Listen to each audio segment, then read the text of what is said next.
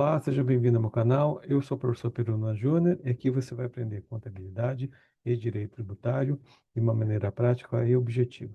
E o objetivo da nossa videoaula de hoje qual que é? É falar dos impactos da reforma tributária, especificamente da IBS e da CBS, para os produtores rurais. Então, se eles devem ou não recolher esses tributos nos termos da reforma tributária que foi instituída pela Emenda Constitucional 132 e Lei Complementar 214 de 2025. Então, se você ainda não é inscrito no canal, se inscreve, compartilha esse vídeo, ativa as notificações, porque sua participação é bastante importante para o desenvolvimento do canal. Então, o que a gente vai estar falando hoje nessa videoaula? Vamos falar dos impactos da reforma tributária, especificamente da IBS e da CBS, os dois novos tributos que foram introduzidos por essa reforma para os produtores rurais, né? Então, qual que vai ser, né, a nossa roteiro dessa aula, né? Vamos explicar quando que o produtor rural é contribuinte ou não contribuinte da IBS e da CBS, diferenciar produtor rural comum do produtor rural integrado, analisar o limite da receita de 3.600.000 reais por ano, que esse é o limite, né? Quem ultrapassar esse limite passa a ser contribuinte da DBS e CBS quando é produtor rural, entender as regras de opção e renúncia, né? Desses regimes, detalhar a questão do crédito presumido, do artigo 68, né? Para quem faz a aquisição dos produtores rurais, então ele tem direito ao crédito presumido, e avaliar impactos na cadeia agropecuária, né? Dessa reforma tributária. Então, a base legal, qual que vai ser? A Lei Complementar 214 de 2025, os artigos 164 a 168 e o artigo 26, inciso 6, né? Então, ponto de partida, regra geral, né? O produtor rural não é contribuinte. Então, regra geral, ele não é contribuinte. Por quê?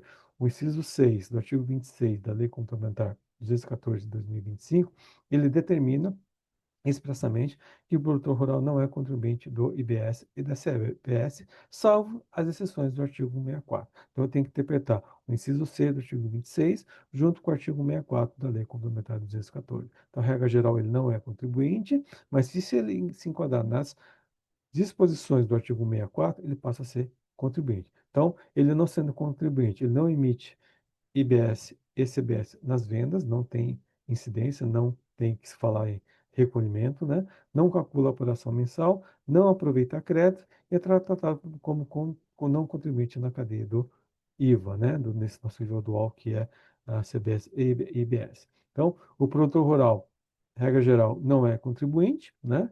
A não ser que ele se enquadre nas disposições do artigo 64. Então, se o produtor rural, pessoa física, tiver uma receita abaixo de R$ 3.600.000 por ano, não é contribuinte.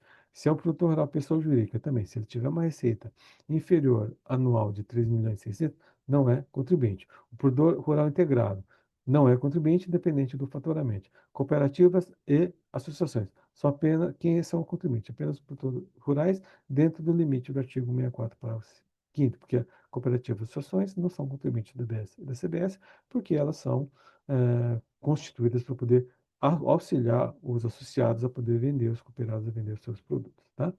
O que é o conceito de produtor rural integrado, que está no artigo 64, parágrafo 1º da Lei Comunitária 214 de 2025. É o produtor que atua em sistema agro-silvipastoril, vincula-se ao integrador por contrato de integração vertical, recebe bens, insumos, serviços para a produção, fornece matéria-prima intermediárias ou bens ao integrador, que tanto pode ser pessoa física quanto pessoa jurídica, e pode atuar sozinho ou de forma associativa.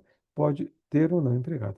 Então, eles sempre não são contribuintes, independente da receita que ele oferir. Então, se oferir mais de 3.600.000, não é contribuinte da IBS e da CBS. Agora, o que a gente vai falar? Vai falar do limite da receita anual de 3.600.000, que está previsto no artigo 64 da Lei Complementar 214. Então, se o produtor rural, pessoa física ou pessoa jurídica, ultrapassar esse limite, ele passa a ser contribuinte da IBS e da CBS, né?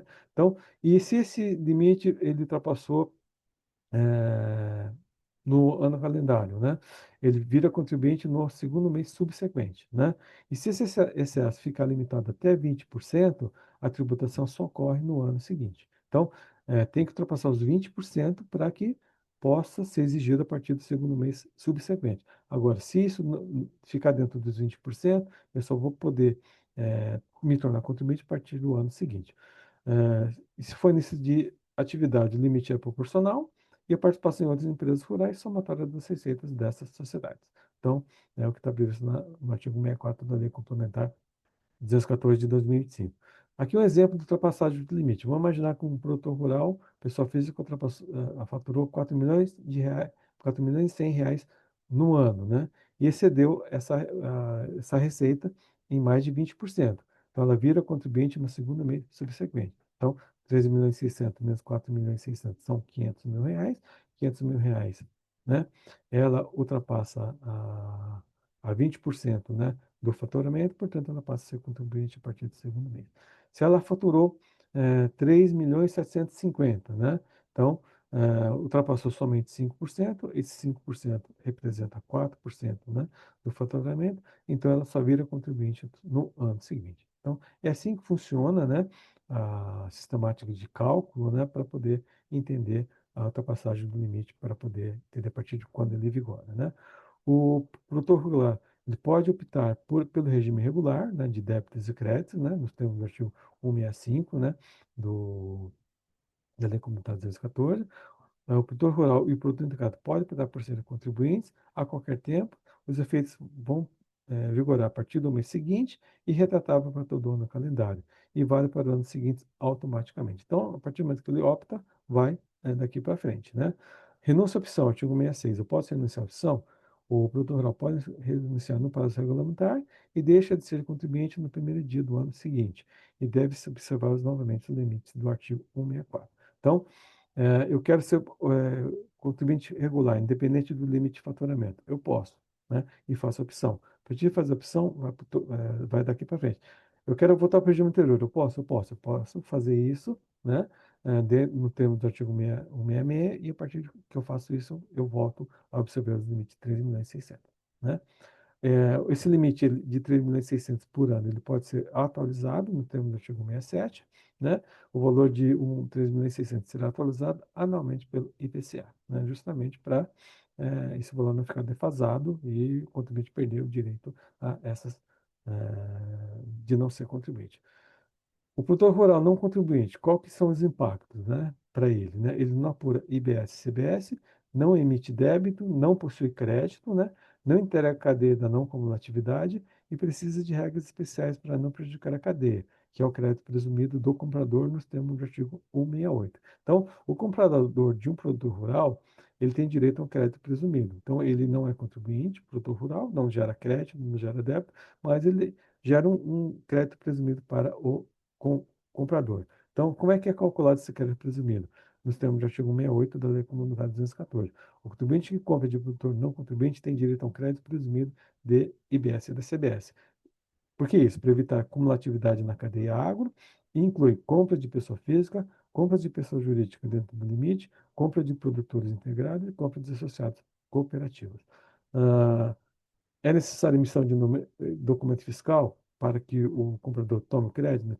No seu artigo 64, sim.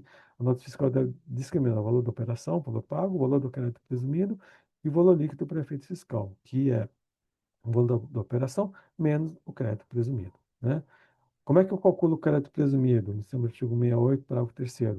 O crédito presumido é o percentual anual fixado por ato conjunto versus o valor líquido da operação, né? Então, vou pegar esse percentual que vai ser determinado, aplicar sobre o valor líquido da operação e vou ter o valor do crédito presumido.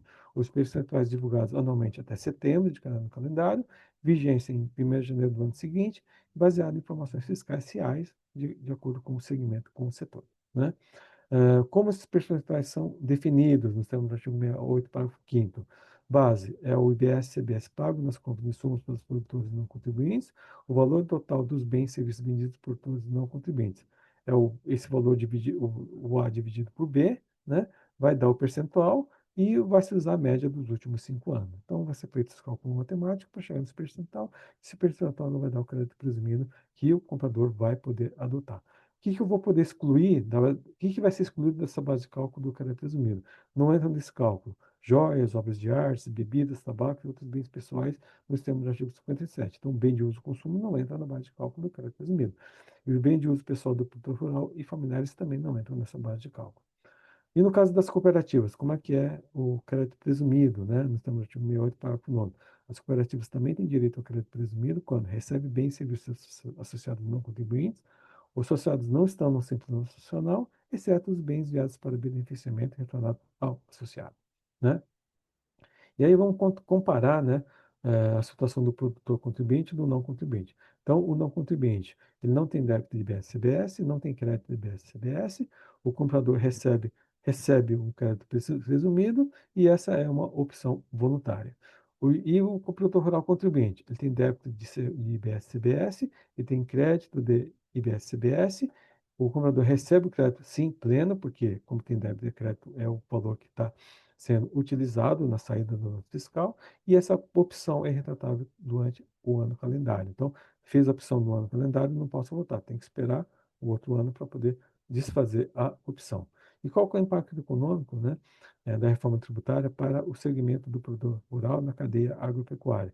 Então, ela reduz a carga administrativa para pequenos produtores, mantém o produtor rural integrado fora da tributação, evita a acumulatividade na cadeia via crédito presumido, incentiva a profissionalização para quem ultrapassa o limite e preserva a neutralidade do IVA, né, do nosso rural, no agronegócio. Então, esses são impactos, né, que eu queria colocar para vocês, né, em relação à reforma tributária para o produtor rural. E para a gente concluir, o produtor rural não é contribuinte, que é a regra geral do artigo 26, inciso 6, o limite de receita de 3.600 é determinante para dizer se ele é contribuinte ou não, tanto pessoa física quanto pessoa jurídica. O produtor integrado está sempre fora da tributação. O crédito presumido, né, para quem, né, produtor rural não contribuinte, protege a cadeia, porque o comprador tem direito a esse crédito, portanto, sentiria menos, né, o efeito de não tomar crédito. A opção de renúncia exige planejamento por parte do produtor rural e as cooperativas têm tratamento específico. Então, é isso que eu queria falar na videoaula de hoje. Espero que você tenha gostado dessa videoaula. Se gostou, compartilhe esse vídeo, ative as notificações, porque a sua participação é bastante importante para o desenvolvimento do canal. Obrigado, até a próxima.